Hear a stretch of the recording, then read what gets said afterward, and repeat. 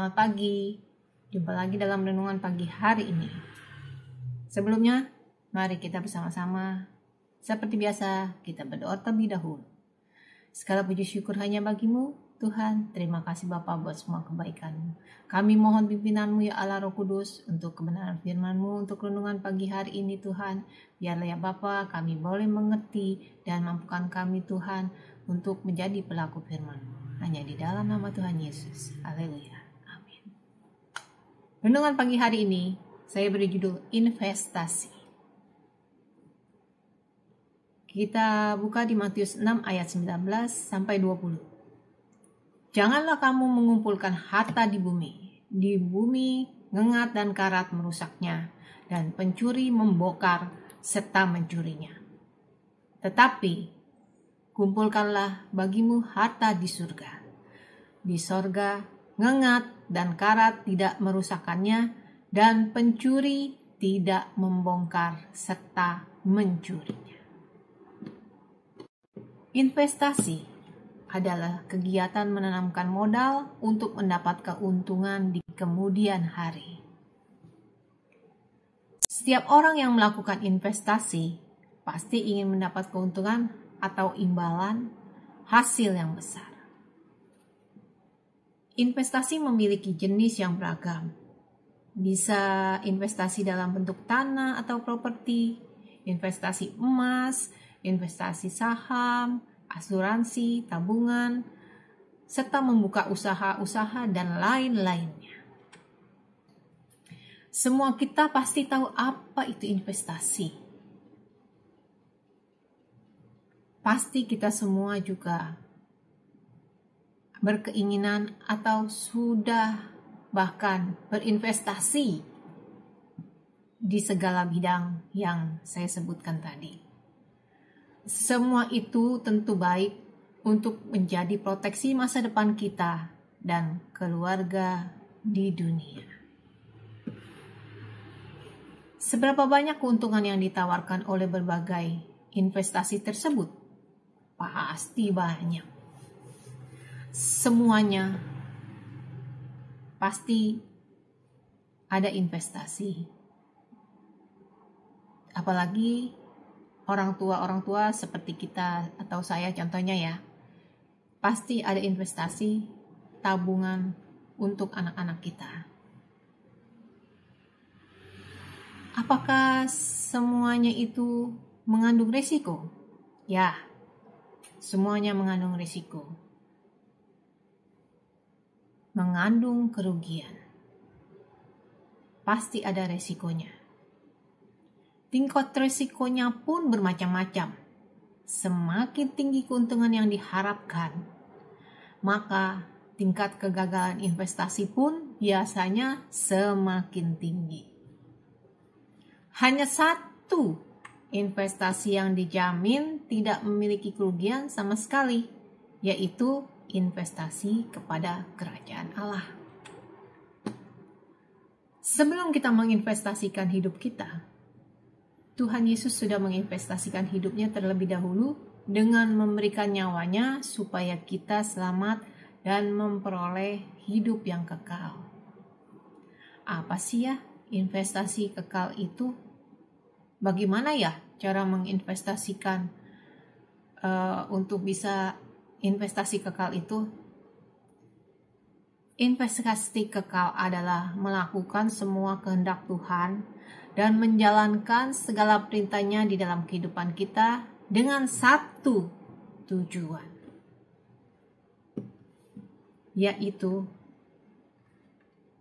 Tuhan Yesus Kristus, yaitu menyenangkan hati Tuhan, yaitu berani melakukan setiap firman-Nya dan menjalankan setiap apa yang diperintahkannya. Firman Allah memberikan alasan mengapa kita perlu melakukan investasi kekal, karena menyimpan harta di dunia tidak kekal, dan menyimpan harta di surga membuat hati kita tidak terikat pada harta dunia. Kita bisa lihat di Matius 6 ayat 21 sampai 24 ya. Kita lanjut. Investasi dalam kerajaan Allah tidak hanya berbicara mengenai materi, tetapi juga waktu, tenaga, bahkan seluruh hidup kita. Contoh investasi kekal, yaitu berani untuk berlaku benar. Kita lihat di Amsal 16 ayat 8. Lebih baik penghasilan sedikit dibanding kebenaran daripada penghasilan banyak tanpa keadilan. Ya, kesaksian saya mengenai kebenaran firman ini, saya itu bekerja di bagian finance. Dan tugas saya adalah membayar setiap tagihan-tagihan yang masuk ke perusahaan di mana saya bekerja. Pernah ada salah satu vendor telepon untuk menanyakan pembayarannya. Dan dia menanyakan nomor rekening saya. Tapi saya tidak memberikan nomor rekening saya. Dan orang itu memaksa. Gak apa-apa Bu, saya minta nomor rekening Ibu aja. Tetapi saya menolaknya. Dan saya hanya bilang, saya akan membayar tagihan Bapak sesuai dengan peraturan yang berlaku di perusahaan ini. Dan saya tetap pada pendirian saya tidak memberikan nomor rekening saya kepada orang itu. Dan sampai orang itu akhirnya menyerah. Satu hal yang saya ingat, saya ingin menjalani hidup ini dengan benar. Saya ingin memberikan yang terbaik buat Tuhan, karena saya tidak ingin merusak apa yang sudah saya lakukan. Dan tujuan saya itu adalah lebih besar daripada harga yang harus saya bayar. Itu loh. Jangan karena kesenangan pribadi saya dan kesenangan keinginan daging saya, semuanya itu akan rusak. Gitu loh. Di hadapan Tuhan pun, saya tidak ingin mengecewakan hati Tuhan. Itulah kesaksian saya. Contoh lainnya yaitu mengumpulkan harta di surga, yaitu dengan memberi atau menabur. Apakah itu lewat persepuluhan? Ada di Malayaki 3 ayat 10 atau 12. Memberi kepada kaum yang tidak mampu. Ada di Amsal 19 ayat 17. Dan melakukan sesuatu untuk Tuhan. Ada di Matius 25 ayat 40. Atau menanam investasi dengan harta yang kita miliki, terlebih juga hidup kita sendiri untuk mewartakan firman Tuhan. Ada di Markus 10 ayat 29-30. Contohnya lagi ya, kita berani memberikan waktu lebih buat Tuhan. Misalnya, sebagian dari kita adalah para pengusaha yang mempunyai usaha sendiri, dan sebagian juga ada yang bekerja. Ya, saat itulah Tuhan di dalam firman-Nya sudah berbicara, kuduskanlah hari Sabat. Atau di Matius 6 ayat 33. Tetapi carilah dahulu kerajaan Allah dan kebenarannya, maka semuanya itu akan ditambahkan kepadamu. Apakah kita berani memberi lebih untuk investasi kerajaan surga? Kita berani untuk tutup toko, kita berani untuk datang tepat waktu pada latihan, dan datang tepat waktu pada saat kita pelayanan, dan lain sebagainya. Itulah yang disebut investasi, saudara. Saat kita berani membayar harga untuk itu, itulah saat kita investasi untuk kerajaan Allah.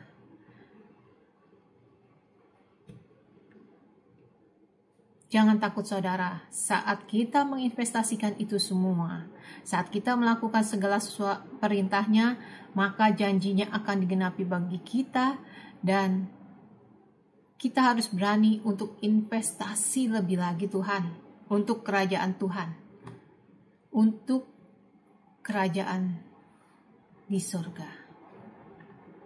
Di dunia aja kita berani untuk investasi lebih, apalagi untuk kehidupan kekal kita.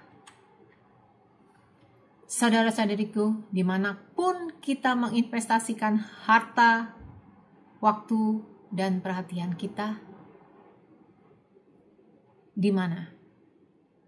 Apakah kita berani lebih lagi untuk investasi di dunia ini, atau untuk investasi di dalam kerajaan kekal?